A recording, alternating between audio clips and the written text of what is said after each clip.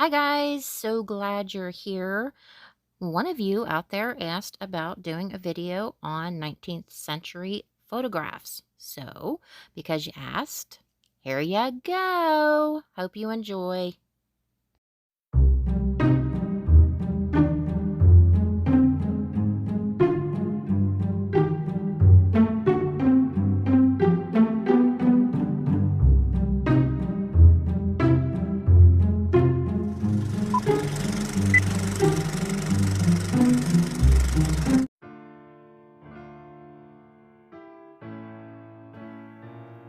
Daguerreotypes were popular from the 1840s to 1860s.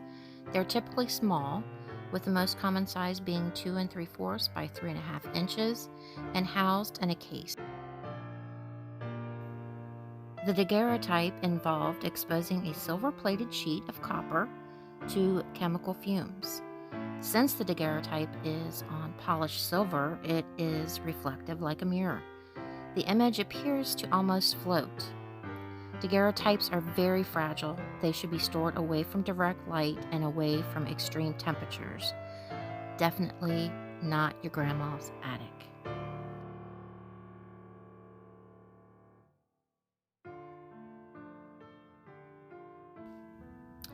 Ambrotypes are in small hinged cases like the daguerreotypes, but do not have that reflective mirror-like quality. Ambrotypes are produced by the wet collodion plating or an emulsions process, and the image is created on the glass. These two were fragile and were placed in a small hinged case. Like the daguerreotype, keep them out of direct sunlight and away from extreme temperatures.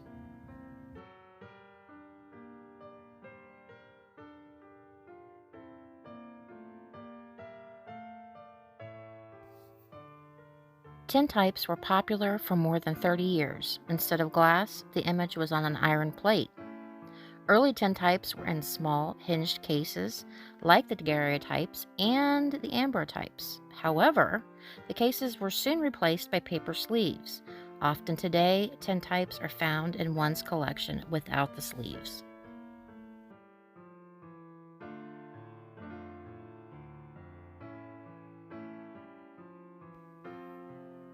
In the 1890s, the tintypes were popular in carnivals. These images often show our ancestors in more relaxed poses.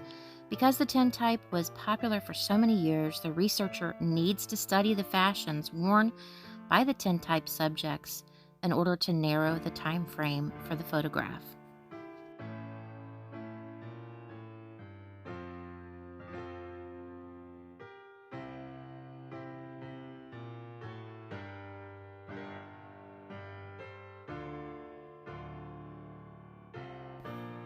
CDVs were small albumin printed photographs. They were popular in the 1860s and 1870s, measuring about 2.5 by 4 inches. These photographs were mounted on a thick paper and used much as the calling card was used in the 1850s. The Civil War saw a rise in the CDV's popularity as soldiers and families exchanged photographs.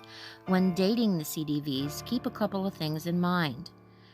The thinner the cardboard mounts, the earlier the date. Early CDVs, like 1860s, had squared corners. Later ones, like 1870s, had rounded corners. Cabinet cards and CDVs are often confused. Like the CDV, the cabinet card was also an albumin print on thin paper and mounted on thicker paper. The primary difference is the cabinet card is larger and may have a photographer's logo on the reverse side. The cabinet card reached its peak popularity in the 1880s, but continued to be used in the early 1900s. Because the cabinet card was used for many years, studying the types and colors of the papers used are essential to determining the age. Later cabinet cards, 1880s, were starting to have beveled edges. Those edges may have a gold or a silver color. A scalloped border indicates a cabinet card from 1886 to 1900. The color of the cardboard mounts is also important. The darker colors such as brown, burgundy, green, or black were later 1880s and 1890s. Borders on a cabinet card also help in dating the photo. Early cabinet cards had no borders. A single line border dates to 1885 to 1900. Embossed patterns for a border were used from 1894 to 1900. Lastly, an artistic underscore is from 1886 to 1896. Imprinted photographer's marks or any artwork on the back of the card aid in dating the cabinet card as well. In general, the fancier or more elaborate the design, the later the date of the photo. Well, I hope you enjoyed this. Thank you so much for watching, and if you haven't already, please like and subscribe. And until next time, guys, see you later.